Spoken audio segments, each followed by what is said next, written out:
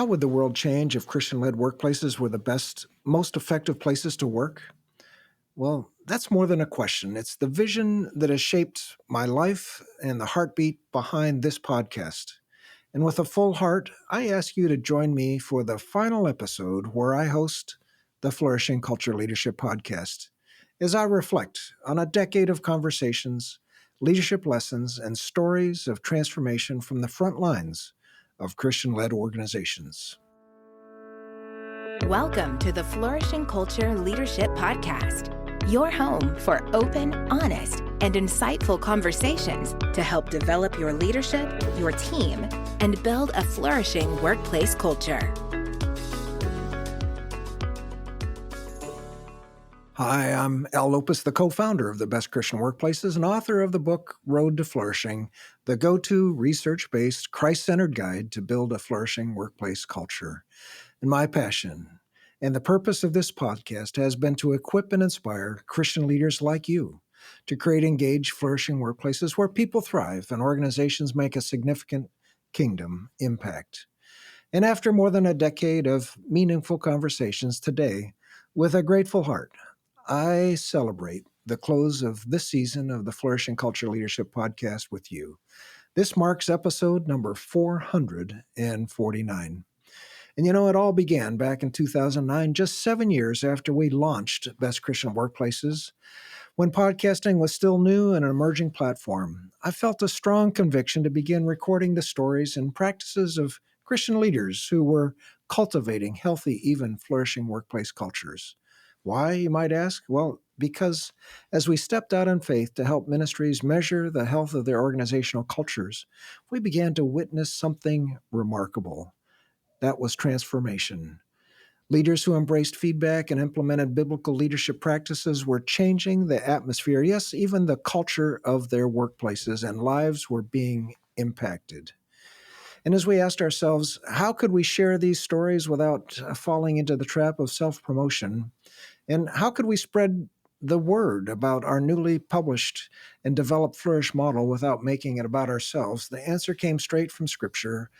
Proverbs 27:2, let someone else praise you and not your own mouth, an outsider and not your own lips. And so this podcast became that platform, a place where ministry leaders could tell their own stories authentically, humbly, and powerfully about how their cultures were being transformed. And in 2015, we began producing episodes weekly. And over time, it grew to one of the top 5% of all podcasts, and more importantly, a trusted voice in Christian leadership. It's been an incredible honor to speak with ministry leaders, school heads, pastors, university presidents, business CEOs, and authors, and to witness firsthand how God has turned workplaces into places of light, love, and flourishing. So let's reflect on the journey. I give thanks for what God has done and look ahead because while this chapter ends, the mission continues. And from BCW's start, our focus was clear: to shine a light on what's good and what's working. When we began creating a list of certified best Christian workplaces, some said, well, I'm more interested in who are the bottom 10 or who are the worst Christian workplaces. But that's never been our mission. I've always been drawn to the wisdom of Philippians 4:8. Whatever is true, whatever is noble, whatever is right, whatever is pure, whatever is lovely, whatever is admirable, if anything is excellent or praiseworthy, think about such things. And that's what we've done here, highlighting the excellence and praiseworthy work that God is doing through faithful leaders who are faithfully shepherding the flock that God has entrusted to them. So my hope has always been to equip and inspire Christian leaders to build engaged, flourishing workplace cultures, not through my voice alone, but by amplifying the voices of those in the trenches, faithfully doing the work God has trusted and called them to. Well, today marks a milestone. This is the final episode where I serve as the host of the Flourishing Culture Leadership Podcast. And in the weeks ahead, we'll share a series of listener favorites, our greatest hits, featuring timeless wisdom from inspiring leaders. Then, Robert Wachter, our Global Marketing Director, and Jay Bransford, our CEO, will launch a new season of this podcast with fresh energy and renewed vision. I'm looking forward to it. So yes, the mission continues, and thank you for listening, sharing, and leading with purpose. And to every listener, you've been the heartbeat of this podcast. Thanks for joining us. When I started this journey, I honestly wondered, would there be enough Christian leaders who are truly hungry for these kinds of conversations? Would anybody care about the deep, often messy work of transforming a Christian workplace? Would busy ministry leaders, nonprofit directors, and Christian CEOs actually tune in week after week? Well, you answered that with a resounding yes. Through your emails, your comments at conferences, your stories of how one episode gave you the courage for a difficult conversation or clarity about a leadership crossroads you're facing. You made it clear the podcast mattered. Not because of the download numbers, which we did look at very carefully, but because of the lives and the places that were changed. You turned these conversations into transformation, and that transformation in your teams, your leadership, and your organizations is what made this podcast truly successful. So, thank you. And to the team that made it possible, I want to thank you too. To Shalapi Osaba, my partner and producer for 8 faithful years, thank you for turning ideas into reality week after week. And to Carla Foote, whose thoughtful editing and insightful interview guides turned every conversation into a clear and meaningful narrative. And to Daryl and the Pro Podcast team, thanks for your excellence in making us sound our best every week.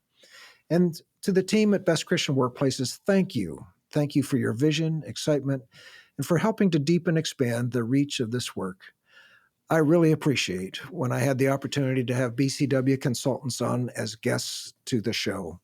A special thanks to Jay Bransford, Carrie Humphreys, Giselle Jenkins, Tara Vandersand, Barry Sloan-White, and Doug Waldo, to name a few. So thank you for your tremendous insights. And above all, to every guest who said yes to joining me, thank you. You might wonder, was it difficult for me to find guests? And the answer was no. So you each stepped up with grace and volunteered quickly. You shared your stories with honesty. You opened your hearts, acknowledged your failures alongside your victories, and trusted us to steward your experience as well. These weren't just interviews. They were windows into what God is doing when leaders choose to build something different. Every episode was a masterclass in faithful, courageous, spirit-led leadership. And over these 10 years, I've had the privilege of sitting across from some of the most courageous leaders in Christian organizations, leaders who didn't just talk about culture transformation, but rolled up their sleeves and did the hard, often unseen work of change. And as I reflect on these conversations, I see the beautiful variety of Christian leadership that God has set forth. Some were pioneers, bravely stepping into uncharted territory. Others were turnaround artists, leading broken cultures into new life. Some were sustainers, faithfully protecting and nurturing healthy cultures year after year. Others were practitioners, applying the daily disciplines to make flourishing possible. And some were great thought leaders, stretching our vision of what Christ-centered leadership could truly be. Let me just kind of review a couple of the highlights, and I wish I could mention even more. But to start with that, the pioneers taught me that transformation starts with one brave decision, listening to their staff. Doug Mazza of Johnny and Friends was one of my very first guests on this podcast back in 2009. And still after 20 years of leading that ministry, he was still saying, what could we do to love our people better? My early frequent guest, Bill Robinson at Whitworth University, was the first university president in 2003 that I met who truly understood that workplace culture wasn't optional, it was essential. He showed us that healthy cultures don't just happen, but they're built with intention. John Bowling, the 30-year president, Olivet Nazarene, was another Flourishing Culture University president, and his colleague David Pickering worked year in and year out to intentionally steward their culture and saw enrollment double during their tenure. It's very exciting for me to see this generation, this new generation of Christian university leaders take up the challenge, amplified by my guest, Steve Mason at LeTourneau University or Michael Lindsay at Taylor University, and to see the great cultural transformation that Donnie Costin is doing at Liberty University. I'd also like to place Mike Sharo and the CEO of C12 in that pioneer category. He's fully embraced the vision that flourishing workplaces lead to deeply engaging employees, people who stay, grow and excel in their work as they serve customers with excellence, and how satisfied customers become loyal customers, and over time they share their positive experience with others, and this creates momentum that builds revenue and profitable growth for organizations. But beyond the financial outcomes, Mike understands the greater purpose that when leaders build healthy, Christ-honoring workplaces, they create environments that not only attract employees, customers, and stakeholders, but ultimately point them to Christ. The eternal impact of a flourishing culture is far greater than business success, its kingdom impact. Well, then we had a number of turnaround artists that showed me what's possible when leaders refuse to accept that's just how things are done around here. I'll never forget Gary Losh from English Language Institute China, who shared in 2017 with tears in his voice, describing how their culture transformation had improved their organization, whose culture had been toxic for far too long years earlier, and how having a flourishing workplace made such a big difference for every employee in the organization. One of my most popular guests we've had on this podcast was Mark Maxwell, the president of Prairie College in Alberta, Canada. One of our most downloaded episodes was titled From Toxic and in Debt to Flourishing and Profitable, which aired on July 20, 2020. Over the years, I've met several Prairie College graduates, and to think how close that school was to closing their doors is sobering to me. Mark Maxwell, the grandson of Prairie's founder, left a successful investment management career in Toronto to return just in time to lead Prairie through a remarkable turnaround. Mark, like several other leaders I've interviewed, has graciously given BCW a lot of credit for providing a blueprint that guided their cultural transformation, but the real credit belongs to the courageous leaders like Mark, who trusted the process, applied the principles, and faithfully led their organizations to flourishing. We started working with Christian-led businesses about a decade ago, and we found the flourishing model worked just as effectively for the for-profit world as well. One of my guests, Brad Carr, the president of Sonic Air, in my first interview with him, we titled the episode, Finding the Truth About Your Workplace Culture. He described how our employee engagement survey was able to show him clearly what he didn't and couldn't distill otherwise, and then described some of the hard decisions that he made to move his culture from toxic to flourishing. In a later podcast, 6 years later, he described how they were developing their team and putting them into roles where they could really thrive. And I asked him, well, do you see a correlation between culture and financial performance? In a very matter-of-fact way, he responded that they had grown revenue and profits 80% in the previous year. And as much as I believe in what we do makes a difference, that was a mic drop moment for me. It's these turnaround stories that choke me up the most. To think that we had a role in changing a culture from toxic to flourishing. I've worked in toxic workplaces like many of you have, and I've had the privilege of being in, even leading flourishing workplaces where people are fully engaged and find joy in their work. And to think I've had a hand in catalyzing the change in a culture from toxic to flourishing, there's no greater joy. I'm so grateful. And then there are the sustainers, and they've taught me excellence isn't just an event, it's a practice. Pete Kelly and Kelly Jones of Apartment Life have maintained a flourishing workplace culture for 22 consecutive years. Yes, 22 years, year in and year out, flourishing workplace culture. And when I asked their secret, Kelly said simply, we keep working on our bottom 10. We can always improve. Well, then there are the practitioners that showed me that culture transformation happens in every context. Whether it was Wesley Wooldridge and Jeff Osborne at Christ Church of the Valley, showing how pastoral teams can lead differently, or Troy Meacham at ACR Supply, proving that businesses can build places of dignity and purpose, impacting customers and communities for good. Every conversation reinforced the simple truth: people flourish when they're seen, valued, listened to, yes, even loved. And then we had a number of thought leaders who challenged my thinking and expanded my vision. I remember talking with Ken Blanchard, whose 1 Minute Manager book sold 28 million copies. And he reminded me that leadership principles without love is just techniques. Josh McDowell, the famous evangelist and author with 51 million books sold, showed me that what it looks like to build a flourishing workplace in his own organization and ministry. And then I enjoyed Mark Miller from Chick-fil-A, who taught me that culture isn't what you hope happens, it's what you intentionally create. But here's what struck me the most. Every single one of these leaders, regardless of their organization size or sector, came back to the same core conviction. Creating flourishing cultures takes intentional work. That's the thread that connects a global ministry leader like Peter Greer with Hope International with a large Christian school superintendent like Jason Rachels. It's what links a Fortune 500 executive with a church planner. They all understand that scriptural challenge to leaders to shepherd the flock that God has entrusted to them.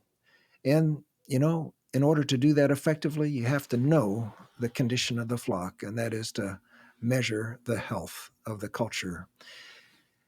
These just weren't interviews. They were master classes in faithful leadership, and now their wisdom lives on through you. I remember when a pastor once described the intentional work of creating a flourishing workplace culture in this podcast, especially through the daily faithful work of managers, as nothing less than Christian discipleship. Because when leaders invest in the growth and well-being of their people, they aren't just improving performance metrics. They're shaping hearts, they're raising morale, they're deepening engagement, and multiplying eternal impact. In that sense, every conversation, every coaching moment, every decision about culture becomes a discipleship opportunity, forming people into who God designed them to be, even as they carry out the work that He's called them to do. One of the greatest outcomes of these many conversations is the clear confirmation that the research-based Flourish model really works. Over and over, our guests have testified how our book, Road to Flourishing, and the model provided a clear pathway, helping them identify what needed to change and giving them the tools to make it happen. They've shared how BCW walked alongside them, offered insight, encouragement, practical steps for real transformation. And the results have been far more than improved workplaces. Flourishing cultures become powerful witnesses of the gospel, places where trust grows, people thrive, and Christ is made visible. Toxic cultures hurt people and push them away. But our guests have verified time and again that as their cultures flourished, the lives of their employees were changed and their organizations were transformed for kingdom impact. This podcast didn't just grow others, it also changed me. I've been stretched, inspired, convicted, and renewed. These conversations affirmed my calling and deepened my conviction that workplace culture is a spiritual matter, not just a leadership topic. They helped me to build a flourishing culture here at Best Christian Workplaces. In every conversation I had, I took notes to reflect on the conversation with our audience.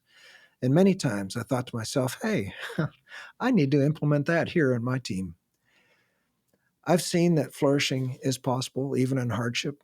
Like the time I interviewed a camp director in the heart of the pandemic, I just really felt bad. He just laid off a majority of his team. Yet just a year later, they were back and going strong because of the way he loved his team through every step of the process. God is still at work in workplaces of all kinds, growing His kingdom through everyday leaders like you. And while this is my last episode as host, the work continues and I believe it will only grow. The next generation of leaders at Best Christian Workplaces is stepping forward with wisdom, strength, and the heart of the church. Let me encourage you, don't grow weary, don't settle for good enough, pursue a flourishing culture with boldness, humility, and prayer. And as we bring this final episode to a close, I want to say once again, thank you. My prayer is that these conversations have reminded you that you are not alone in this work and that flourishing is possible even when the journey is hard. Many years ago, I wrote down my personal purpose statement. It captured what felt like my unique calling, the space where God seemed to use me most effectively. I wrote, my purpose is to reflect Christ by being a catalyst for positive change. Well, that's been my heart, to leverage the way God wired me as a catalyst for change, serving leaders and organizations by reflecting Christ, his character, his compassion, his love for us all. And this podcast has given me a platform to share that story again and again. At Best Christian Workplace, we've long held a bold vision. Yes, that Christian-led workplaces set the standard as the best, most effective place to work in the world. Why? Because when our workplaces reflect the character of Christ, marked by love, trust, excellence, and grace, they become more than productive organizations. They become living testimonies. They attract people not only to the mission, but to the gospel and to the Lord whom we serve. So may you lead with faith, may you build with vision, and may your culture always point people to our Lord. And as I reflect on these years, what moves me most is that from those first simple recordings to today, we have seen God at work, a growing movement of Christian leaders choosing to lead differently, workplaces being redeemed, cultures being transformed, lives being changed. I can say through the empirical data that Christian workplaces are healthier today than they were 20 years ago. So to see workplaces, once marked by distrust, become places of healing, and to see leaders, once discouraged, now leading with renewed courage, that is his work, and it fills me with gratitude, awe, and hope for what is still to come. And so, as I lay down this microphone for the final time, my heart is full. If these conversations have offered you even one moment of encouragement, one spark of courage, one glimpse of what's possible, when Christ shapes our leadership, then this has all been worth it. My prayer is that you will carry this vision forward. Keep building workplaces that reflect his character. Keep loving your teams well. Keep trusting that even in the hard moments, God is doing his transforming work. The mission continues, not because of this podcast, but because of who he is. May your leadership be faithful. May your workplaces flourish. And may your witness always point people to Jesus. The Flourishing Culture Leadership Podcast is sponsored by Best Christian Workplaces. If you need support building a flourishing workplace culture, please visit workplaces.org for more information. We'll see you again next week for more valuable content to help you develop strong leaders and build a flourishing workplace culture.